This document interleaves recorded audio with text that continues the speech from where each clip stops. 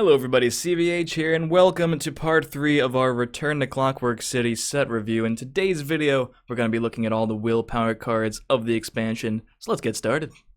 First up, we have Reconstruction Engine. We're starting with one of the most interestingly designed cards, I think, of the entire expansion. 3 Magicka support and willpower with 5 uses with Activate, give a friendly creature -1/-1, and summon a 1/1 Reconstructed Spider. So, I talked about this a little in the first impressions video, and I think I still have the same opinion where I'm not totally sure what deck wants to play this, but it's really intriguing card design that could surprise us. I thought about it some more, and I still can't think of any obvious synergy that would be straight up overpoweredly good. I don't even, overpoweredly, is that even an adjective? Anyway, you could play this with Halls of the Dwemer, and that would probably get you the closest to an incredibly powerful interaction, because all of your 1/1 spiders would be buffed at that point, since they will be Dwemers, but I'm just not entirely sure if anything else speaks to me with this card. You could use this to activate some of the cards that care about neutral creatures, the Fabricants, like the Clockwork Fabricant we're going to be talking about in just a couple cards. Besides that, this is a very interesting card that I'm just not entirely sure where it fits, but I do like the card design, and if a neutral deck, or if a deck that really wants to constantly have like an endless supply of tiny neutrals on the board manages to see play, I expect this will be a part of it. Next up is Ruin Archaeologist. 3 Magicka 2/5 with Treasure Hunt support, draw a card. So Treasure Hunt, if you're able to draw support from your deck on your turn, or not even from your deck necessarily, if you're able to draw support on your turn, you will be able to get the benefit, which in this case is drawing another card from the top of your deck. So not bad there at 3 cost 2/5. That's a pretty reasonable stat line. We saw Cliffside Lookout and Heroes of Skyrim get buffed from a 2/4 to a 2/5, which made it a lot better in Arena at least. Still hasn't seen too much constructed play. So will this see constructed play, right? The stat line is pretty much there if the effect is good enough, but I'm not totally sure that the effect is too good. I mean, the deck that I would think would play the most supports is probably Support Control Mage, and I don't think it needs the help with card draw or another 3 cost in the deck. I'd still probably rather just play Daggerfall Mage, but we'll see if I'm just straight up wrong about that. It has been mentioned that Spellsword doesn't really have access to good card draw, and this could fix that if Spellsword wanted to play that many supports, like maybe Histgrove. You could play Histgrove in a control ramp Spellsword.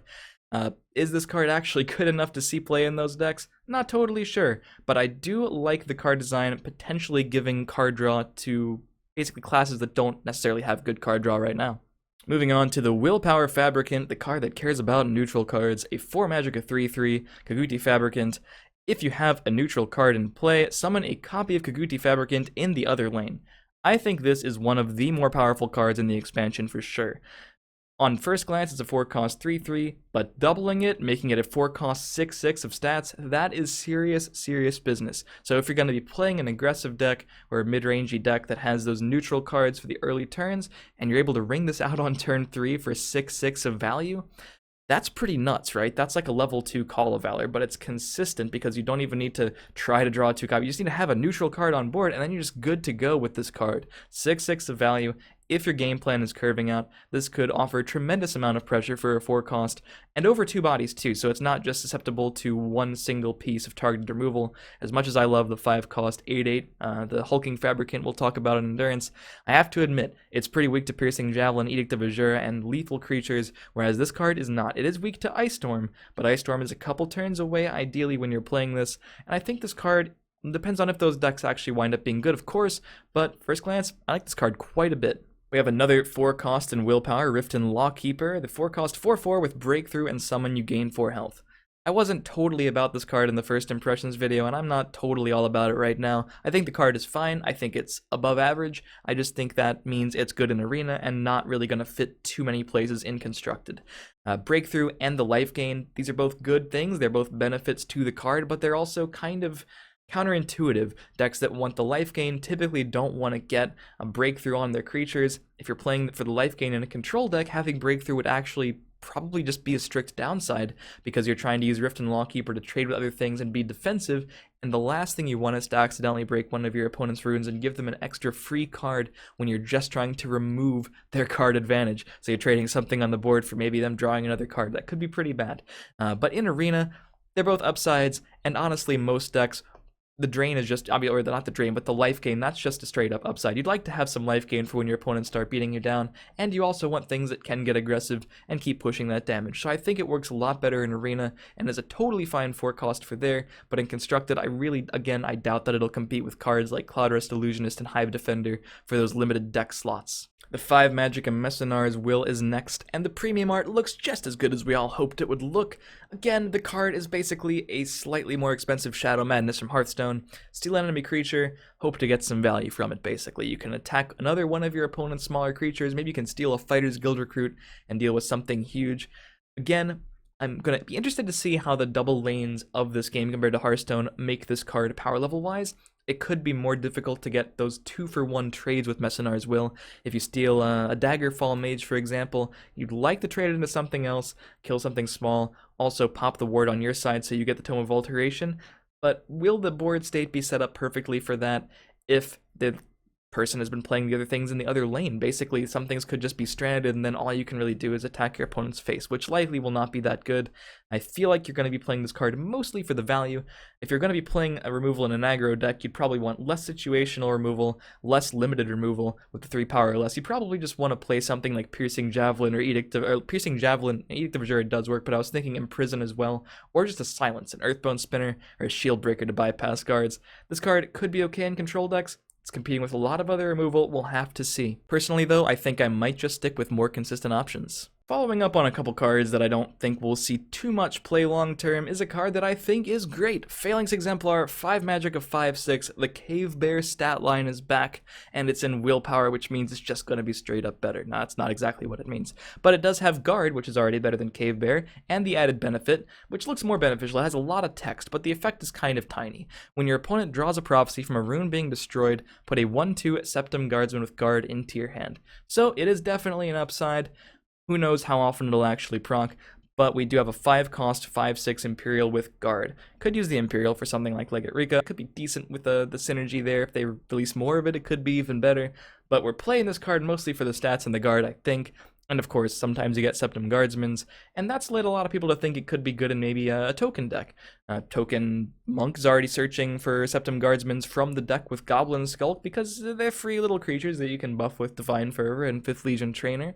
And you could use this as sort of a not only defensive, but also packs pretty much a wallop for your 5 cost. A 5 cost 5/6 is going to be hard to remove and push for a lot of damage. Could be good as a later game option for those decks that curve out pretty low. Could also be good in control just because it's a 5 cost 5/6 card. That's just kind of hard to deal with for most aggressive decks. They're going to need some single targeted removal. Curving from Hive Defender into this. Yes, this card does have the same health as Hive Defender for 1 more Magicka, but it also has more attack with a potential added upside, but just trades with that much more than Hive Defender. This card will likely just get in the way of whatever pressuring 4 or 5 cost creatures your opponent is trying to play on you if they're trying to curve out and deal damage. So I do like this card. We'll have to experiment with it in a variety of Willpower decks because I don't think it's too bad in any of them. We'll see if it makes it for long-term play, but I wouldn't be surprised if it does. And of course, it goes without saying that in Arena this card is an absolute beast, and you should probably just take it. The Mechanical Heart, one of the most interesting cards of the expansion. I think I said that a couple times, but this one is, for real, really interesting. This is the unique legendary in Willpower, so it's limited to 1 of in your deck. 6 Magicka support, ongoing, when you have 0 or less health, sacrifice the Mechanical Heart, set your health back to 10, and restore a rune. So I assume that's going to be the rune that pops at 5 health, since you'll be setting yourself to 10. Sort of like Ice Block from Hearthstone, this is a card that you play earlier before you die, and then it will keep you alive for an additional turn. Sometimes. This doesn't actually necessarily keep you alive for an additional turn.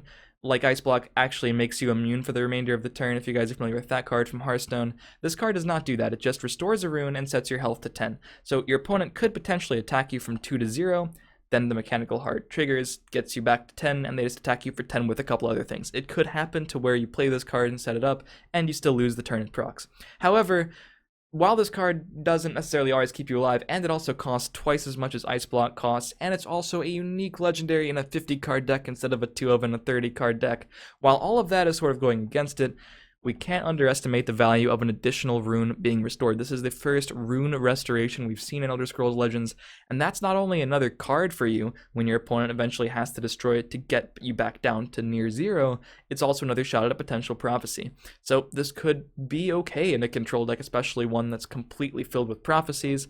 The value of that shouldn't be underestimated. I do still think this is kind of slow and is quite the investment to actually play this card before you get yourself down to zero. But we can also consider this card with the synergy it has with the newly revealed Excavate. As soon as I find it here, let's see. Excavate, draw an item or support from your discard pile.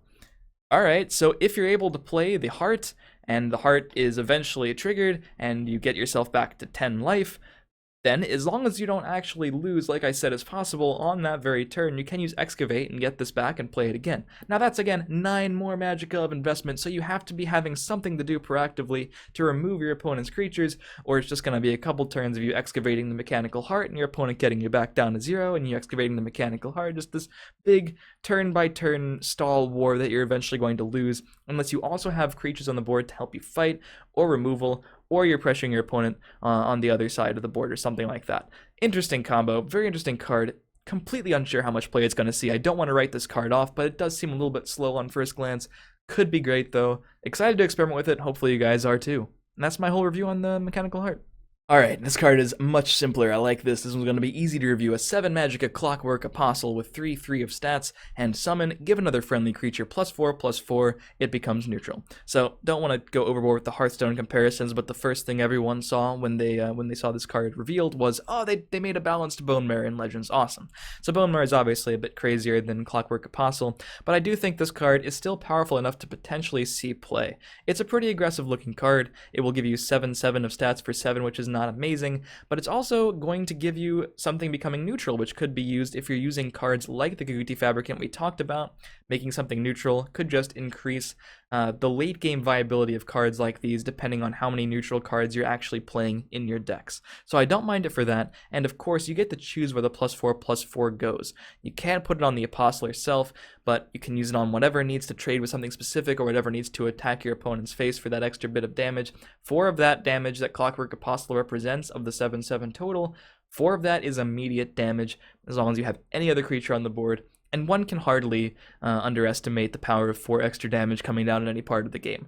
Again, it's going to take some time to really flesh out those decks and see what they look like with the neutral cards and the curving capabilities of maybe a mid-range spell sword or something. But if those decks are good, maybe this is the 7-cost creature you want to be curving into. But as always, these are just my opinions. Hopefully you've enjoyed today's part of the set review, and if you did, feel free to leave a like and stay subscribed for more Legends videos. Of course, let me know what you think about all of the Willpower cards we've talked about today in the comments. Let me know if you're excited to test any of them in particular, and what decks you think you're going to get better. Of course, stay tuned for the last 3 parts of the Return to Clockwork City set review, and if you want to see the first 2, they are up on the channel already. So hopefully you guys enjoy those, and I'll see you next time.